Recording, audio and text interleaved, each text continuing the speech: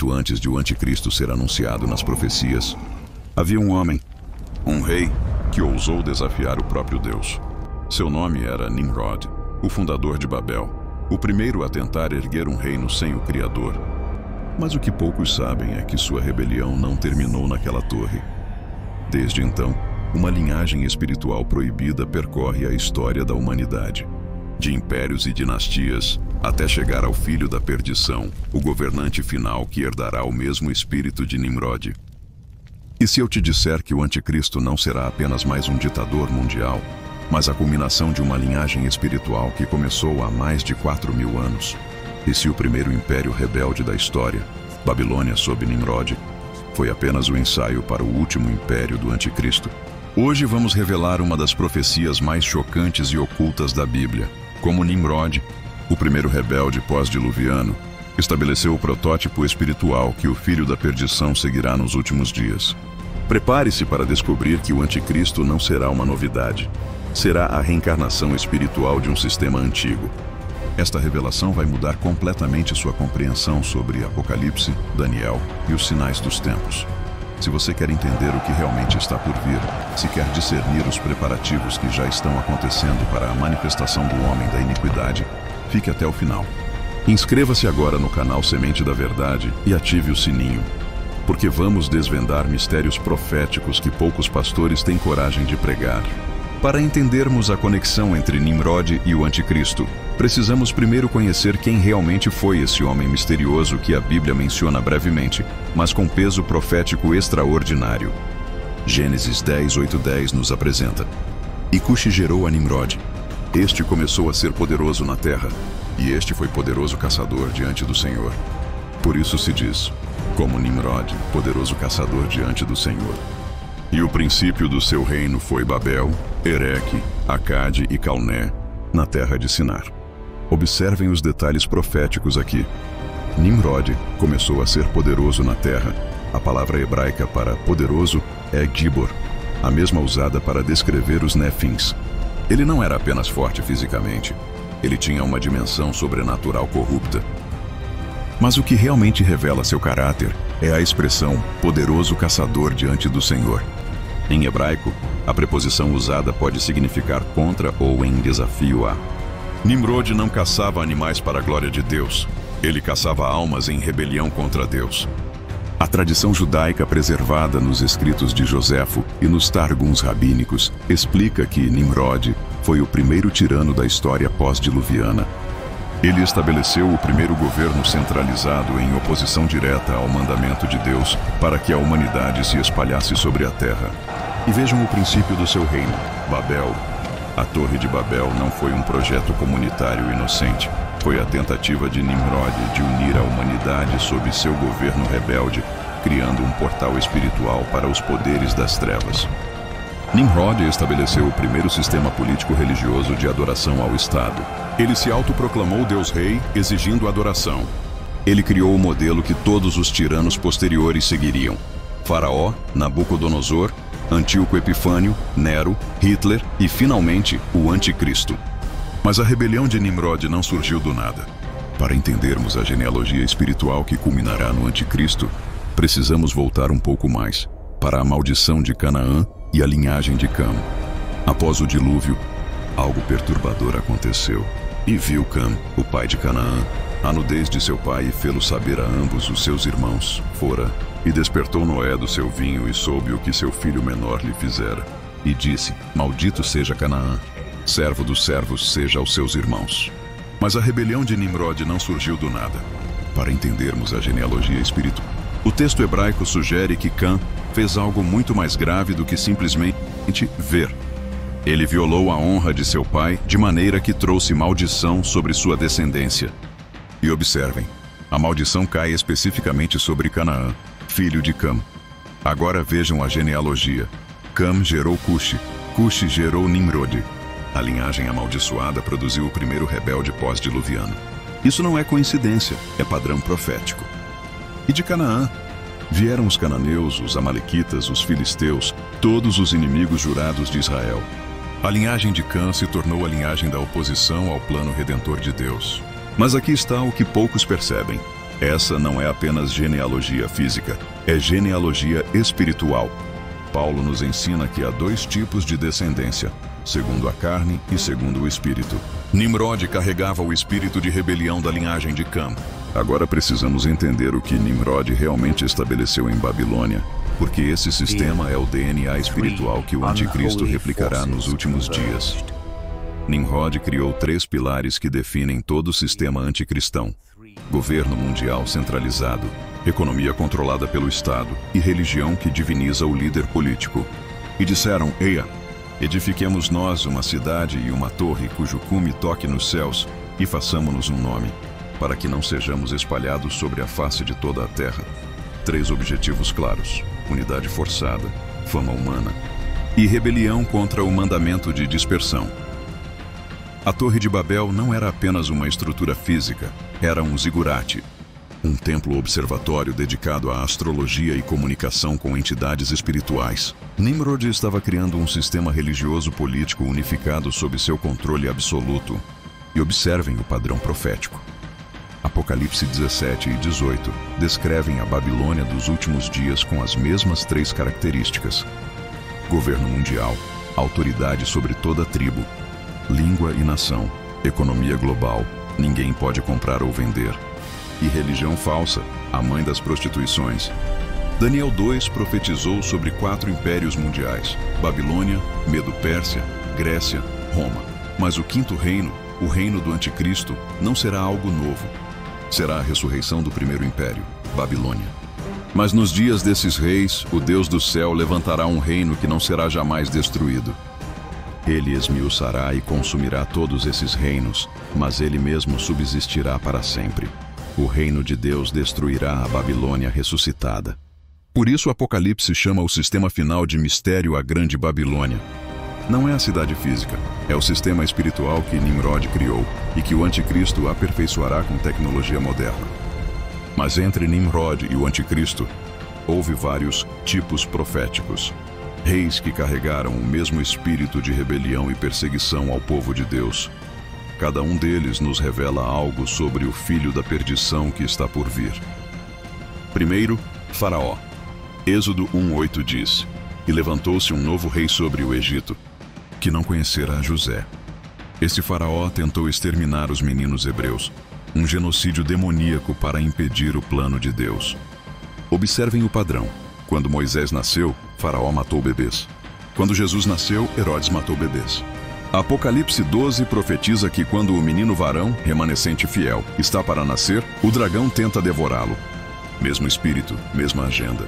Segundo, Nabucodonosor. Ele construiu uma estátua de ouro e ordenou que todos se curvassem sob pena de morte. Daniel 3.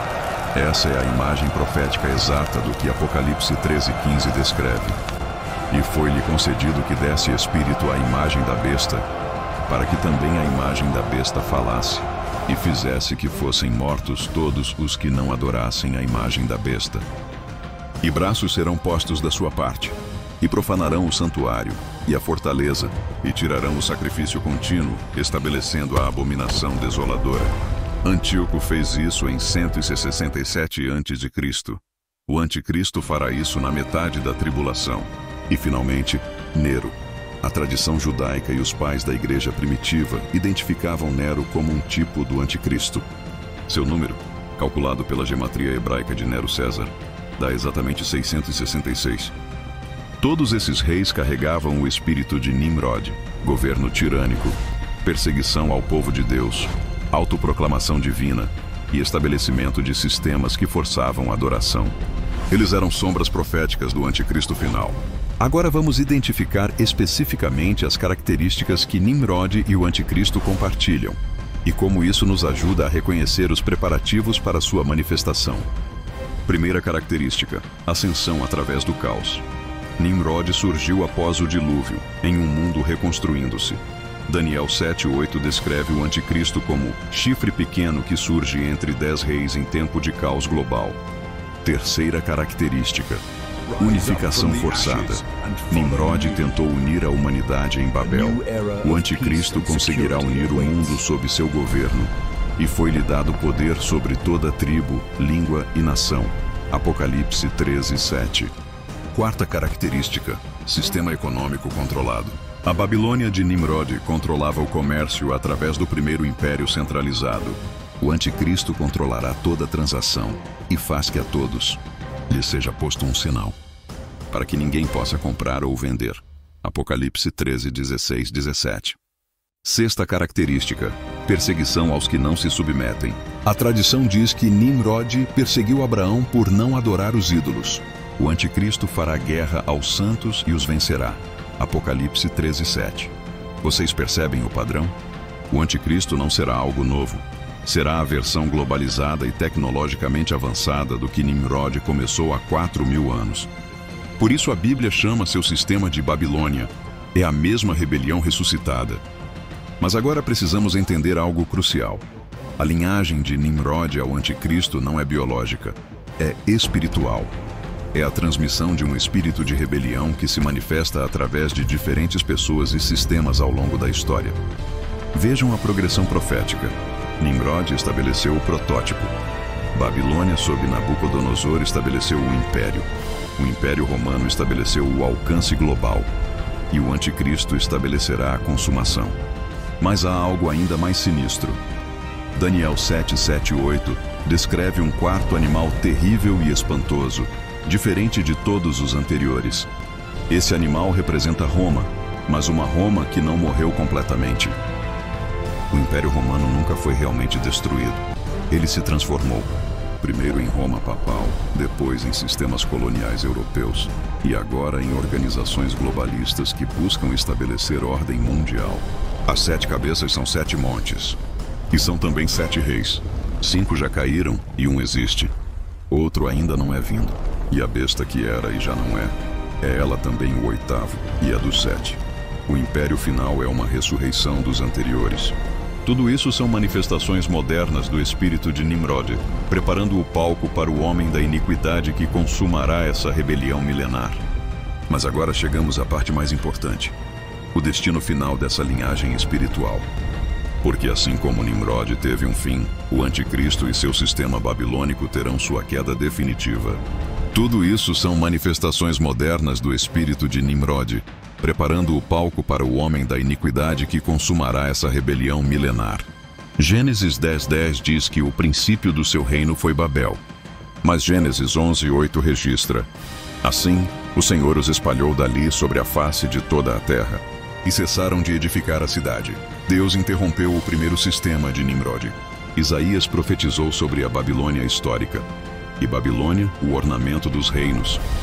Será como Sodoma e Gomorra, quando Deus as transtornou. A Babilônia física caiu, mas a espiritual continuou. Mas Apocalipse 18:2 declara sobre a Babilônia final. Caiu a grande Babilônia e se tornou morada de demônios. Observem, caiu 2 vezes. Primeira queda foi histórica, segunda queda será escatológica e definitiva.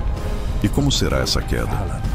Apocalipse 18:8 responde: portanto, num dia virão as suas pragas, a morte e o pranto e a fome, e será queimada no fogo, porque é forte o Senhor Deus que a julga. Em um dia, o sistema que levou 4.000 anos para ser construído, desde Nimrod até o anticristo, será destruído em 24 horas. Toda a arrogância, toda a rebelião, todo o orgulho humano, consumido pelo fogo do julgamento divino. E quanto ao anticristo pessoalmente, Paulo declara: e então será revelado o iníquo, a quem o Senhor desfará pelo assopro da sua boca e aniquilará pelo esplendor da sua vinda. Jesus o destruirá com uma palavra. Nimrod construiu uma torre para alcançar o céu.